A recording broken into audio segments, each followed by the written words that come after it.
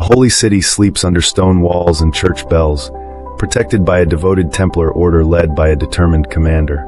Beyond the forests, a malign wizard begins a terrifying plan to revive infamous dead knights and march them as an undead army toward the city. As strange signs spread fear and doubt, the Templars must rely on years of hard training, strict discipline, and their faith in the Lord Almighty. The siege is coming, and the choice is clear: stand firm or be broken. Chapter 1. The City That Refused to Bow. I was there when the bells of St. Aurelia rang with calm, steady rhythm, as if stone walls could promise safety by themselves. Our city sat on a hill, wrapped in watchtowers and faith. Yet we did not trust walls alone, that we were Templars, sworn to protect the innocent and stand against evil. Our commander, Sir Alaric, led us with the kind of strength that came from discipline, not pride. Every morning he trained with us, blade in hand, breath controlled, eyes focused. He used to say, "When fear arrives, it will not ask if you are ready." So we prepare until readiness becomes our nature. Chapter 2. The Wizard in the Forgotten Graves.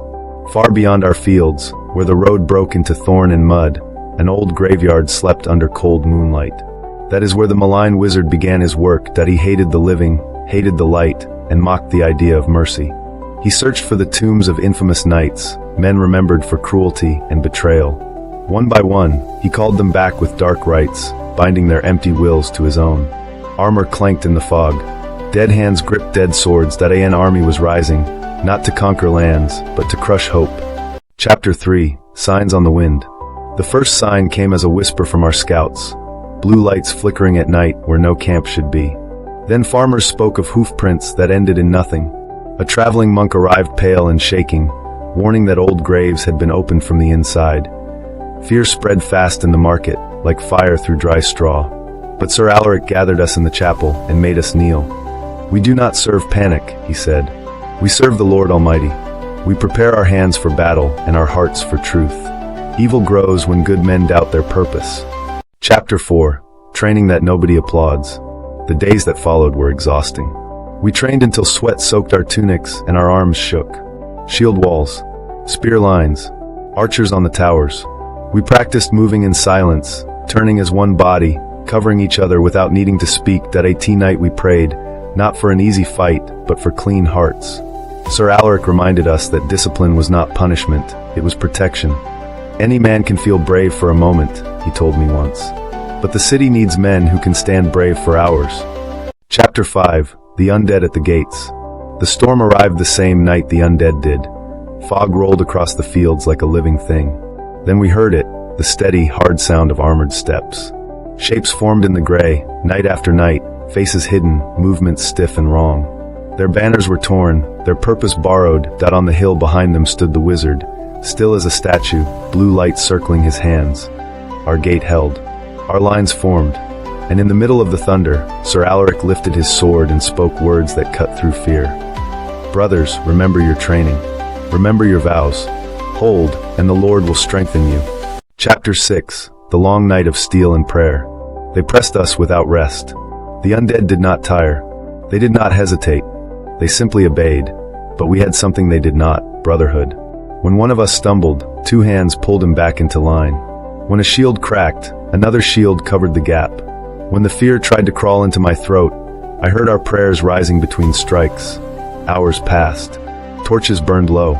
The city walls shook. Sir Alaric moved where the line bent, always present, always steady. He did not promise we would not suffer. He promised we would not surrender our souls to despair.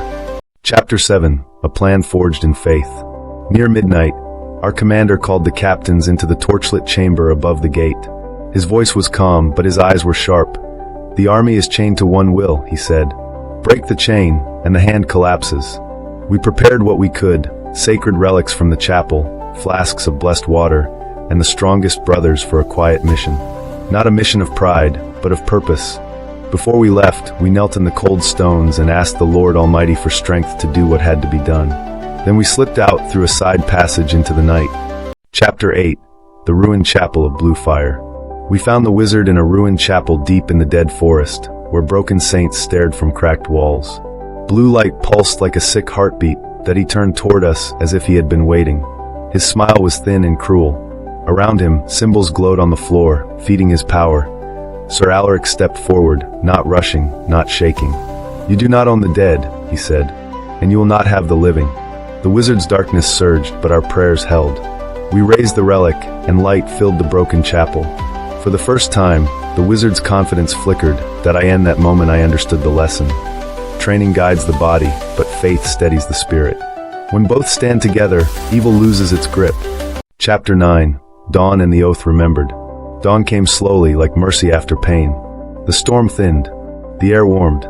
Over the city, the bells rang again, different now, carrying relief instead of routine, that we returned to our brothers, exhausted but standing. In the chapel, Sir Alaric knelt with us, giving thanks not for glory, but for deliverance and the strength to endure.